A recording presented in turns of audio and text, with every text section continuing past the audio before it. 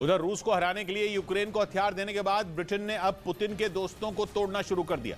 उसने रूस के पुराने साथी और मध्य एशिया के देश कजाकिस्तान को अपने खेमे में लाने के लिए उसकी छप्पर फाड़कर मदद करने का ऐलान कर दिया, ताकि कजाकिस्तान पर इतना एहसान कर दिया जाए कि वो चाहे भी तो भी रूस की तरफ मुंह उठाकर न देखे। कजाकिस्तान में कच्चे तेल का भंडार है और उसका तेल रूस के रास्ते एक्सपोर्ट होता है। अब दिक्कत यह है कि कभी सोवियत संघ का हिस्सा रहे कजाकिस्तान के तेवर पिछले साल से ही बदले हुए हैं। वो यूक्रेन की जंग के मुद्दे पर पुतिन के खिलाफ खड़ा है और पश्चिमी देशों के करीब जाने की कोशिश में है। लेकिन कजाकिस्तान जैसा छोटा देश पुतिन से दुश्मनी मोल लेकर कहाँ जाएगा। पुतिन कल को उसका कच्चा तेल का एक्सपोर्ट रोककर उस पर दबाव भी बना सकते हैं। ऐसे में ब्रिटेन ने वादा किया कि वो कजाकिस्तान की कोई नया एक्सपोर्ट रूट बनाने में मदद करेगा, ताकि रूस को बाईपास किया जा सके और कजाकिस्तान को रूस के भरोसे न रहना पड़े। यहां तक कि पश्चिमी देशों के लिए कजाकिस्तान का साथ बेहद अहम साबित हो सकता है, क्योंकि उसके पास कच्चा तेल तो है ही और वो खनिज भी है जो पश्चिमी देश रूस या फिर चीन से खरीदते आए हैं। और तो और कजाकिस्तान में यूरेनियम का भी भंडार है और यूरेनियम से परमाणु बम बनता है। वही परमाणु बम जिसकी पुतिन जंग छिड़ने से पहले से ही धमकी पर धमकी दिए जा रहे हैं।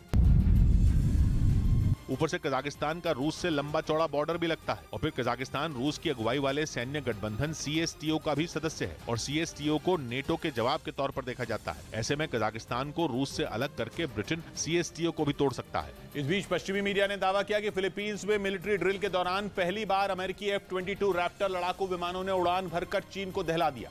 8 साल बाद फिलीपींस अमेरिका के साथ मिलकर सबसे बड़ी मिलिट्री ड्रिल कर रहा है, जिससे चीन बुरी तरह चिढ़ा हुआ है, क्योंकि फिलीपींस और अमेरिका की दोस्ती उसे फूटी आंख नहीं भा रही। इसी वजह से वो फिलीपींस पर वार करने का कोई मौका नहीं छोड़ता, खासतौर पर दक्षिण चीन सागर में, जिसे वो अपनी जागीर समझता है। फिलीपींस का आरोप है कि पिछले महीने उसके कोस्ट गार्ड के एक जहाज पर चीन ने लेजर बीम से हमला कर दिया था।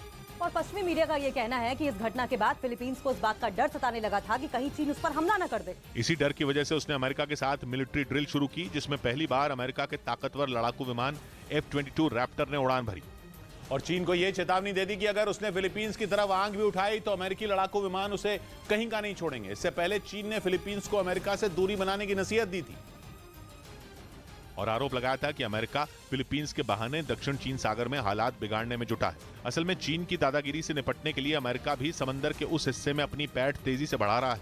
इसके लिए वो दक्षिण चीन सागर में कई सालों से ऑस्ट्रेलिया, जापान और फिलीपींस जैसे देशों के साथ मिलकर सैन्य अभ्यास कर रहा है। फिलीपींस से चीन इसीलिए चिढ़ा है क्योंकि उसने अमेरिकी सेना को अपने घर में आने की खुली छूट दे रखी है और अब वो अमेरिका के साथ मिलिट्री ड्रिल भी कर रहा है, जिसमें उसके ताकतवर लड़ाकू विमान F-22 रैप्टर आसमान में दहाड़ रहे हैं। माना जा रहा है कि फिलीपींस इस ड्रिल से चीन को ये बताना चाहता है कि अब दक्षिण चीन सागर में उसकी दादागिरी ज्यादा दिनों तक नहीं चलेगी। उधर रूस के मीडिया ने दावा किया कि राष्ट्रपति पुतिन ने सेना में आईफोन के इस्तेमाल पर रोक लगा दी, क्योंकि उन्हें डर है कि अमेरिका इसका इस्तेमाल जासूसी के लिए कर सकता है।